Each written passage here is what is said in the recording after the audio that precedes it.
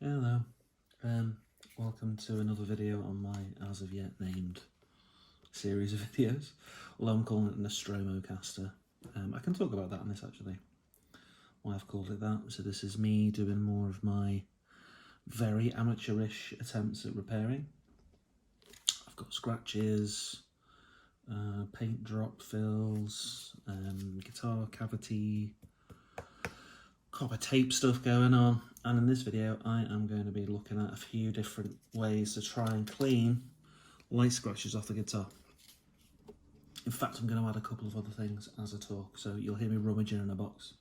But some of the things I'm looking at today are some spectacle and lens wipes. I paid a £5 for 5 of these.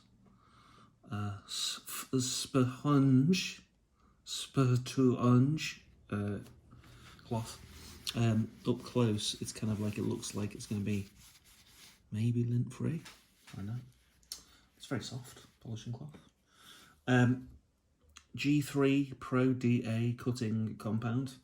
I believe that's like a standard. You get G3 and G5 and G10. That's like the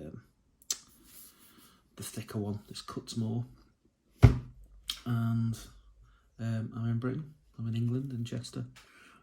This is Auto Glim Polish, and you can buy that from a car place, like, not being sponsored by them, but like someone like Halfords or something like that. Yeah, and this says it's a legend in the world of car care. And it's in any true car enthusiast's garage. Well, this isn't in my garage, so I'm clearly not a car enthusiast. It will not only restore gloss to dull surfaces, but it is also ideal for removing small scuffs and scratches on new or old paintwork. So apparently this is going to be solve all my problems. So have a look at them. And another thing that I mentioned in another video that I did, I got this off recommendation. I can't remember the name of the channel, but whenever you look up guitar scratch repairs, this is like one of the videos that comes up. And it is, I'm looking for this. Oh god, this is going to get messy. I need to do this up yesterday. Right. This stuff is called semi-chrome polish. Now I'm going to try a couple of other brands of this further down the line. It's a polishing paste. So I'm going to compare it to something that's popular in Britain called Brasso. And a couple of other ones, because it's a metal polish, and Brasso's a metal polish, and there's a couple of things that you can find online that look similar. So I'm trying each of these. I've actually used this one before, as you can tell by the squeezedness. So I'm going to go through them. I'm going to try it on different bits. I'm probably going to focus on scratching here, and there's also scratching here. And I'm going to see if that makes a difference. I don't know whether you're going to be able to tell, because this is just a phone camera, but yeah. That's what I'm doing. This is part of like my endless experimentation. I'm going to start with one of these first. So, and then whilst I'm doing that, I can explain why I've called it the Nostromocaster. Right, let's have a look at this wipe. It's quite thin.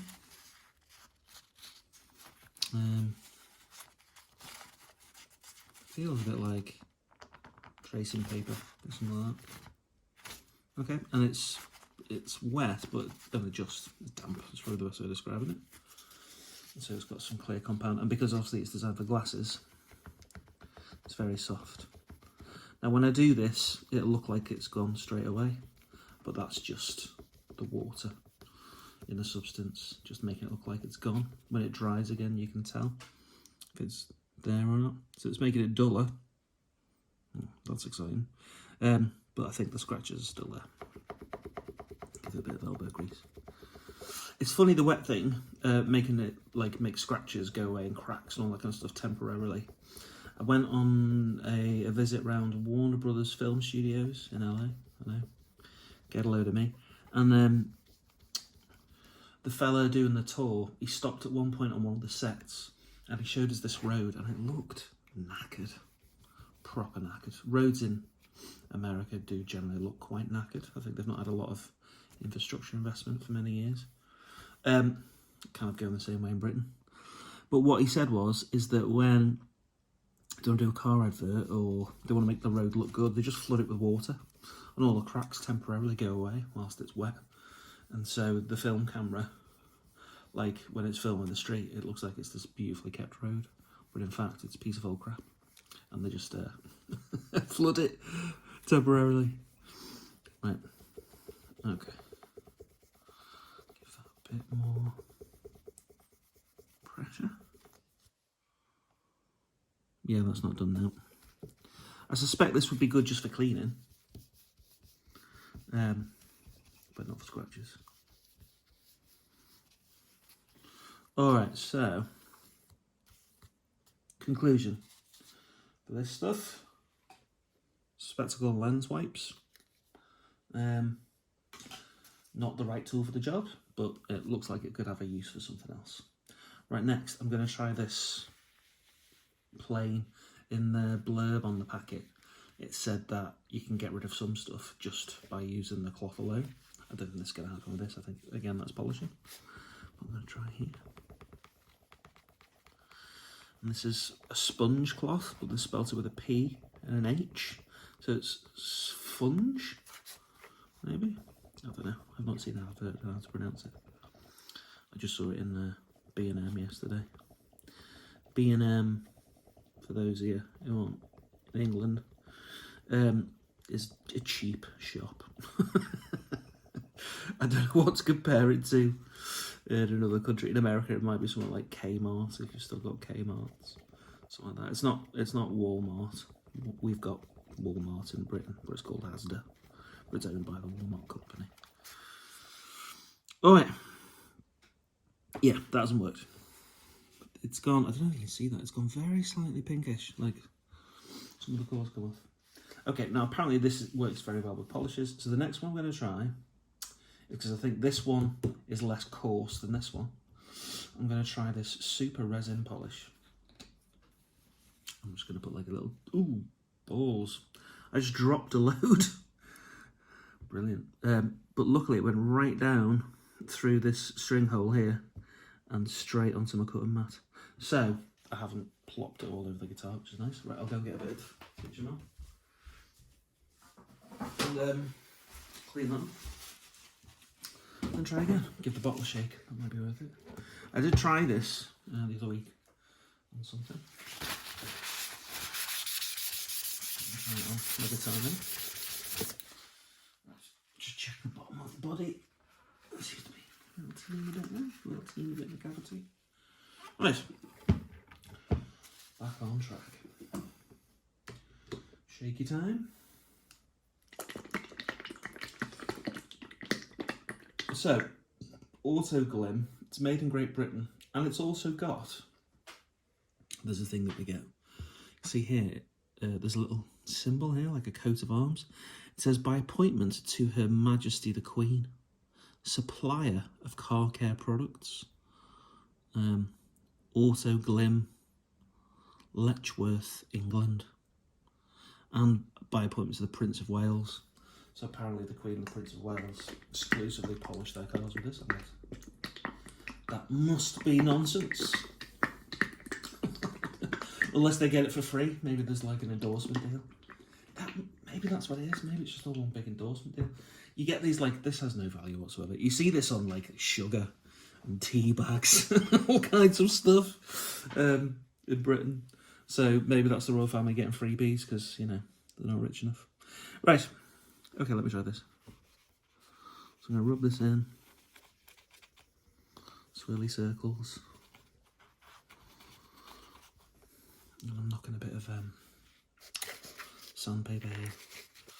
In my last video, I think it was cutting sandpaper. Just exciting. Put that there. And again. Swirly circles.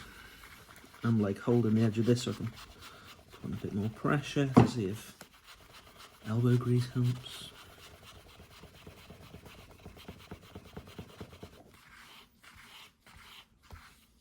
Now, it could take a ton of goes. This Like, it doesn't look like it's working very much to me. From what I can see, I'm moving my eyes around to check how the light reflects differently. I suppose if I just put up to the camera and move it around. It's those, if you can see those, right in the middle there, those scratches.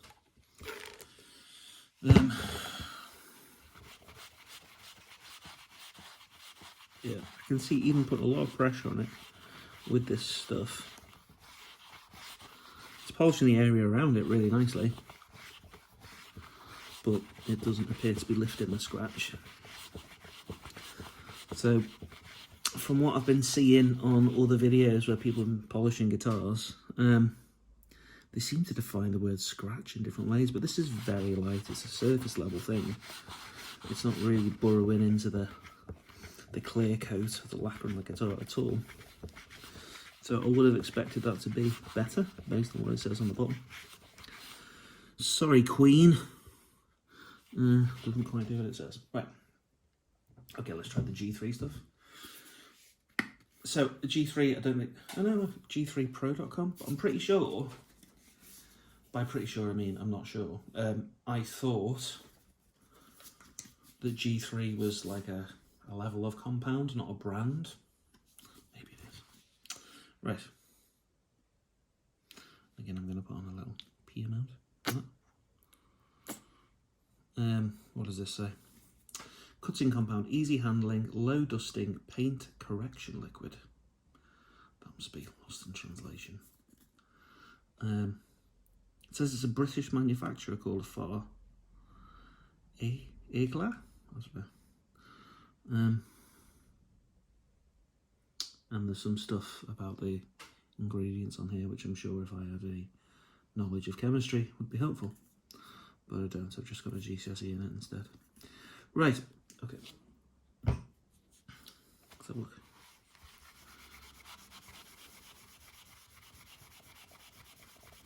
Now, when I'm rubbing this in, I can definitely feel that it's cutting more. I can feel that it's more abrasive. So it should be that, like, it's doing more. It does look like it's doing something. And I do like these cloths, actually, because there's not much coming off. I've been using what we call J cloths in England. I don't know if that's a brand name or whatever, but it's blue cloths that you can normally just buy in a supermarket. Do you know what? I think that's working. Now, obviously this guitar has got so much work to do, and I'm probably going to make 100 videos or more on the topic as I get through the guitar more and more. But that has, as far as I can see and I move around, that has lifted the scratches. That is tickety-boo, and that makes me happy. I'll probably finish up here and clean up and show more progress the next time I do some of that later. Actually, looking down, there are some like even finer scratches. Now I've done that. I think that's what I've noticed when I've started doing like cleaning on guitars, trying to get rid of scratches and swirls and all that. It's not like the scratches are ever truly gone. They just get finer and finer and finer and finer and finer. And obviously the more you look, the closer you look, the more that you'll see them. I'm pretty pleased with that. And then maybe after I finish that with G3, then I'll move on to a final one like G10, or maybe after using that, then using this. That would be good. Right. Semi-chrome polish. I'm going to go, so I've used this before on other parts of the guitar. I used it here. And you can still see scratches there, but like there's no light reflecting off the scratches to make them stand out anymore. It blends them into the paintwork a lot better. And they were quite deep scratches. So what I'm going to do here is I'm going to try a little bit around this corner here with this now and see if that's effective on that type of scratch. And I think it should be. Now I'm putting the semi-chrome polish in the same spot, so this is going to have a bit of a residue of the old G3 stuff, but look, teeny tiny amount that might in there.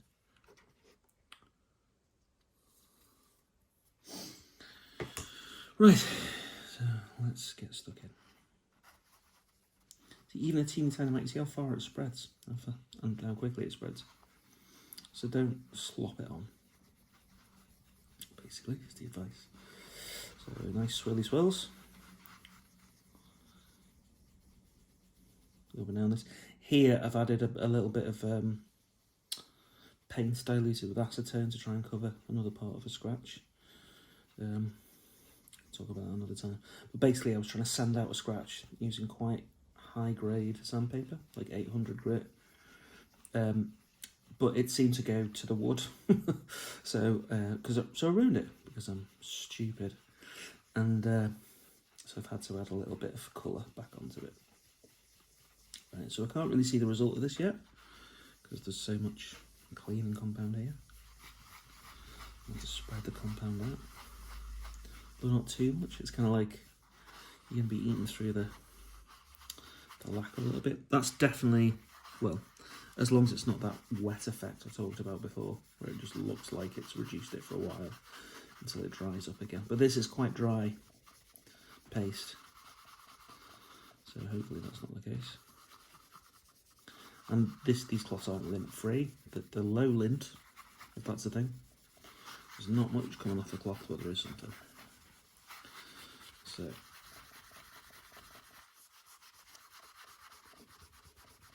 the semi-grain polish is definitely affecting those scratches in a good way, as in they seem to be lessening. They're not gone, but they are lessening. Probably like a more professional buffing job and all that kind of stuff. We'll get to with that. If you're watching this and you think I'm doing a load of rubbish, then feel free to tell me how to do it better, or just like other methods, advice, all that kind of stuff. I'd love to get some because I'm always looking for it. I'm doing this to learn as much as to show. I'm actually quite pleased with that. Right, I'm going to wipe up the rest, but I'm not going to wipe it up with this. Use paper towel. Just to try and get off some of the residue. So as I'm doing that, it stays quite white for a while. You can see like the residue that the polish leaves on the paintwork. And for those of you who are just trying to think about your first like repair of a scratch on a guitar, you might be wondering why I'm like referring to car products. When it comes to painted bodies like this, the lacquer and the stuff, a lot of what they did with guitars, and to this day still to a degree, was learned from the car industry.